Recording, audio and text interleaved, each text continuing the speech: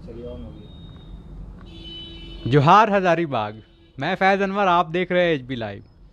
हज़ारीबाग के युवाओं ने तो कमाल कर ही दिया। पिछले ही दिनों आपको दिखाया था मिस इंडिया, मिस्टर एशिया, और उसके बाद कितने ऑथर पोएट्स जो युवा हैं वो हज़ारीबाग के लिख रहे हैं, पढ़ रहे हैं।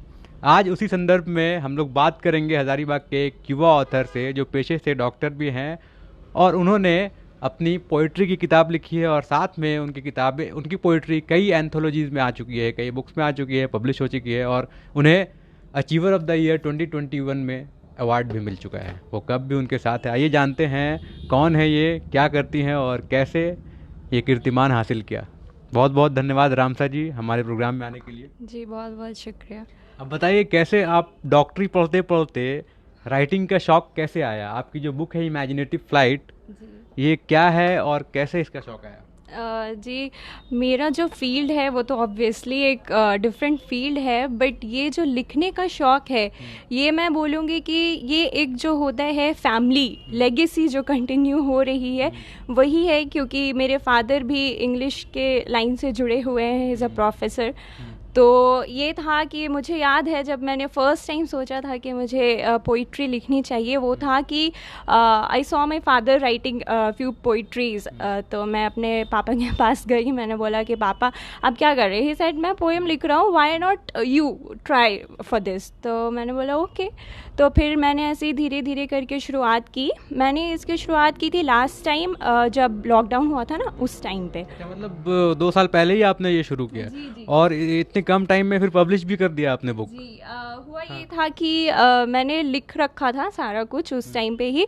इट वाज जस्ट कि मुझे एक बुक के फॉर्म देने थे उसे। तो आई वाज बिज़ी, मतलब अपने डेंटिस्ट्री वाले कोर्स में मैं फाइनल ईयर में थी उस टाइम पे। तो उस टाइम उतना टाइम नहीं मिला था कि उसे बुक के फॉर्म दूँ। तो अभी मैं इंटर्नशिप कर रही हूँ पटना डेंटल कॉलेज से। तो कितना टफ होता है या फिर कितना टाइम देना पड़ता है आपको डॉक्टरी की पढ़ाई के लिए। हम लोग तो ऐसा जानते हैं कि बहुत टफ होता है, बहुत कुछ याद करना जी पड़ता है, ऐसा लोगों का परसेप्शन है। जी जी। उसके साथ साथ आपने कैसे इतना टाइम निकाला। जी, मतलब डेंटिस्ट्री तो ऐसा है कि आपको पढ़ाई तो करनी ही है ऑब्वियसली। उसमें बहुत वास्ट है, 8 सब्जेक्ट्स हैं, और उससे मेरा फाइनल ईयर का एग्ज़ाम भी होने वाला था। तो मेरे लिए काफ़ी टफ हुआ था, but since it was lockdown period, तो वी वर फ्री, है ना। उस टाइम पे थे कि हम लोग की कुछ ऐसे इनोवेटिव करें, क्योंकि उतना हमें उस टाइम फ्री थे। तो लगा कि why not try something new apart from these studies.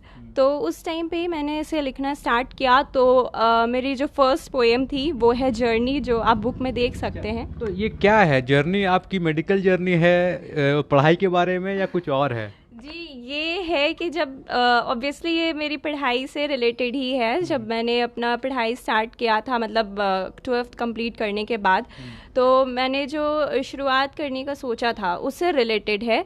तो और ये वो पोएम है जिसको लिखने के बाद मुझे कॉन्फिडेंस आया कि हाँ, अब मैं इसे लिख सकती हूँ, आई कैन कंटिन्यू फर्दर, और मैं एक बुक भी पब्लिश करा सकती हूँ।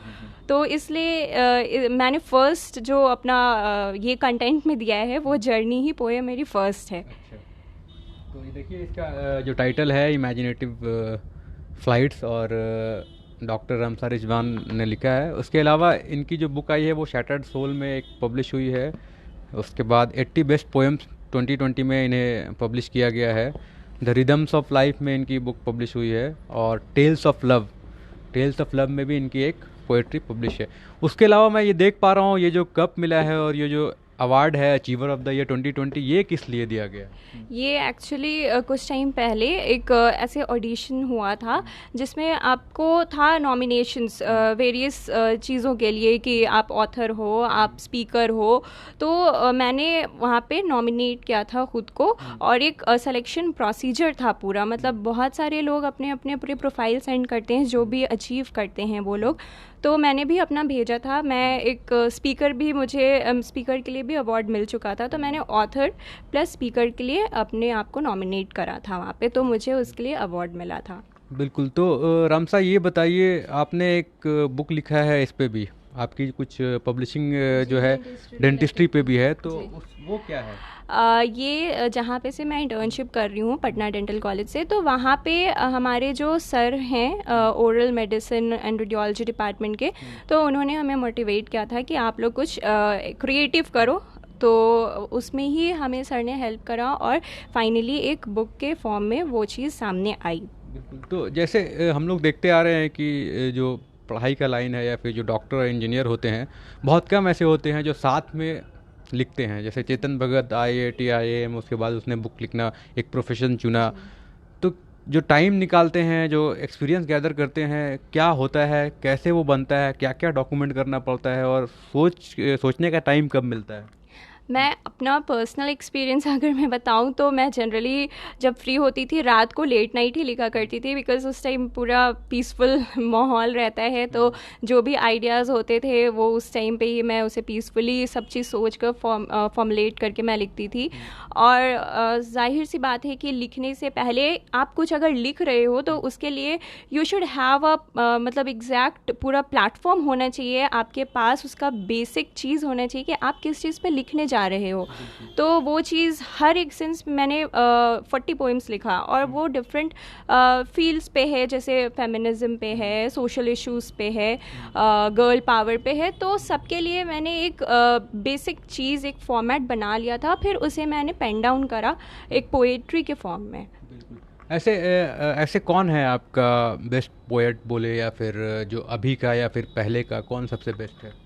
बेस्ट तो ऐसे मैं पोइट्री में इतनी जुड़ी हुई नहीं हूँ, बट मैं अपने फादर को ही देखती हूँ, मैं उन्हें ही आइडलाइज करती हूँ, तो मैं अपने फादर के लोगों को बता दूं कि इनके जो फादर हैं वो सैयद डॉक्टर रिजवान अहमद, वो विनोबा भावे यूनिवर्सिटी में HOD हैं इंग्लिश डिपार्टमेंट में, और काफ़ी दिनों से हैं, वो भी किताबें लिखते हैं।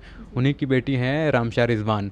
तो आपका कनेक्शन है इंग्लिश डिपार्टमेंट से, या फिर इसीलिए थोड़ा इंटरेस्ट जगह है? जी, इंग्लिश डिपार्टमेंट से तो ऐसा सच नहीं है, क्योंकि मेरा जो इंटरेस्ट है वो तो मैं जिस फील्ड में हूँ उसमें है ही, बट हाँ, सिंस इज़ माई फादर, तो एक होता है कि घर का एटमॉस्फेयर ऐसा है कि आप लिख रहे हो तो अगर बच्चे हैं तो वो इंस्पायर हो रहे हैं अपने गार्जियन से, तो वो एक माहौल मिल जाता है हमें लिखने का। क्योंकि मैंने भी ऐसा कभी सोचा नहीं था कि मैं लिखूंगी, in fact I was not knowing कि I am having that hidden potential to right.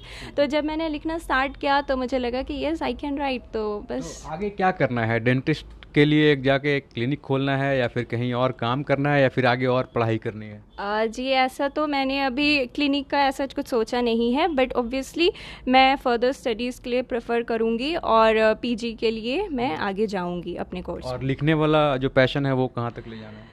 लिखने वाला तो अभी बस मैं यहाँ पे से एक फुल स्टॉप दे रही हूँ, बिकॉज़ मैंने अभी ऑलरेडी 4-5 बुक्स को ऐसे फॉर्म में ले आया है, और अपनी खुद की बुक का मुझे एक शौक़ था कि मैं खुद की बुक एक लिखूँ जिसकी ऑथर मैं खुद रहूँ, तो वो एक मेरी ख्वाहिश थी, और जो कि ये पूरी हो चुकी है। तो अभी आगे तो ऐसा कुछ सोचा नहीं है, बट इंशाल्लाह अगर मौका मिले तो मैं ज़रूर लिखूँगी आगे भी। बिल्कुल। तो देखिए, हज़ारीबाग से युवा डॉक्टर हैं डॉक्टर रामशाह रिजवान, और इन्होंने किताबें लिखी हैं, और 6-7 बुक्स में इनकी पोएम पब्लिश हुई है। और अभी हाल ही में कुछ ही दिनों पहले इनकी जो बुक पब्लिश हुई है वो इमेजिनेटिव फ्लाइट्स, ये खुद की किताब है इनकी, और 200 रुपये है। ये शायद अमेज़ॉन में अवेलेबल होगी, तो अमेज़ॉन में भी अवेलेबल है। हज़ारीबाग वासियों, अपने घर की किताब है तो ख़रीद सकते हैं, आप जाके बुक कर सकते हैं, पढ़ सकते हैं एक्चुअली में क्या है, हज़ारीबाग क्या लिखता है। आप लोगों को बता दूं कि हज़ारीबाग की मिट्टी ऐसी है कि यहाँ एक से एक पोएट गए हैं।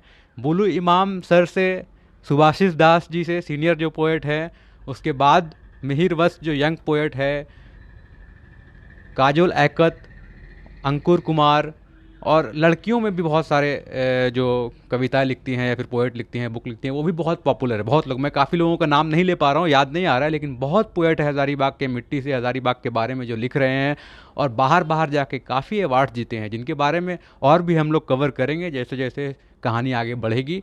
आज हम लोग बात कर रहे थे हज़ारीबाग की युवा डॉक्टर रामशाह रिजवान से, जिसने किताब लिखी है इमेजिनेटिव फ्लाइट्स। बहुत बहुत धन्यवाद आपको हमारे प्रोग्राम में आने के लिए। जी, बहुत बहुत शुक्रिया। Thank you.